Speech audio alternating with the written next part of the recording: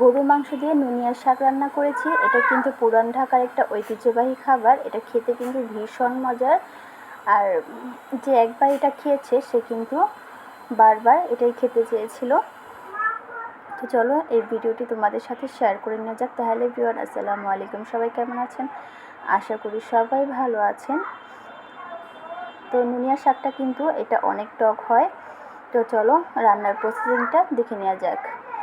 তো প্রথমে আমি কড়াইটা গরম করে তেল দিয়ে দিয়েছিলাম। তেলটা হালকা গরম হলে পেঁয়াজ, বেশ খানিক পরিমাণ পেঁয়াজ কুচি এখানে অ্যাড করেছি। পেঁয়াজটাকে হালকা ভেজে নিব, যেহেতু গরুর মাংস রান্না করব তার জন্য বেশি ভাজার প্রয়োজন পড়েনি।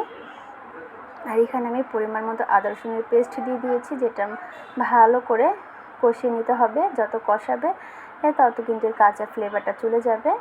তো যাই হোক, এখন অল্প একটু পানি দিয়ে দিব, যেটা আমাদের মশলা কষাতে কাজে আসবে। এখানে রয়েছে হলুদ গুঁড়ো, মরিচ গুঁড়ো, ধনিয়ার গুঁড়ো, পরিমাণ মতো লবণ, গরম মশলা গুঁড়ো, জিরে গুঁড়ো, মানে যত মশলা মাংসে রান্না করার জন্য মশলাগুলি লাগে সব মশলাগুলি দিয়ে মশলাটাকে সুন্দর করে কষিয়ে নিতে হবে।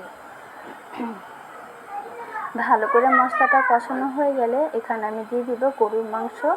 সেটা কিন্তু আমি আগে থাকতে ক্লিন করে রেখেছিলাম। দেন তারপরে মশলাটার মধ্যে আমি অ্যাড করে দিই। তারপর সুন্দর করে 2-3 মিনিট এভাবে আমি রান্না করে নিই, মানে কষিয়ে নিয়ে হয়েছে। কষানো হয়ে গেলে অল্প একটু পানি দিয়ে দিব, যেটা মাংসটাকে আমার সেদ্ধ করে দেবে। তো কিছুক্ষণের জন্য কিন্তু পানিটা দিয়ে আমি ঢাকনা দিয়ে ঢেকে রেখে দেবো।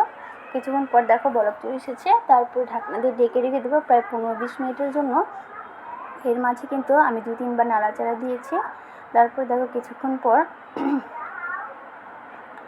মাংসটা কিন্তু অলমোস্ট আমাদের 19% মতো কুক হয়ে গিয়েছে, আর ঝোলটাও কিন্তু একদম শুকিয়ে গিয়েছে। তারপর আমি এখানে অ্যাড করে দেবো যে নুনিয়া শাক। এটা কিন্তু এরকম ছোটো ছোটো পাতার হয়। শাকগুলি কিন্তু সুন্দরভাবে আমি ক্লিন করে নিয়েছি, পানি পাল্টে 5-6 বার ধুয়ে নিয়েছি।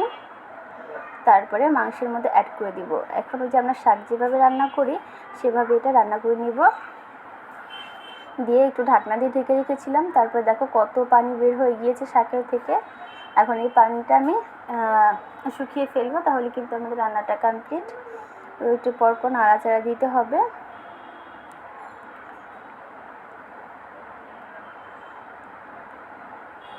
দেখো কিছুক্ষণের মধ্যে কিন্তু পানিটাও কিন্তু অলমোস্ট শুকিয়ে গিয়েছে।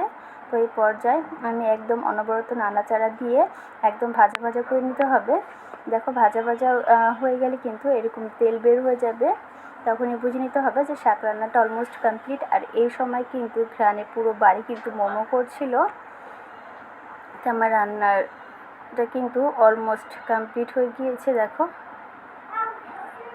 তো এখন পরিবেশন করে নেওয়া যাক। চলো দেখো একটা প্লেটে আমি পরিবেশন করে নিচ্ছি।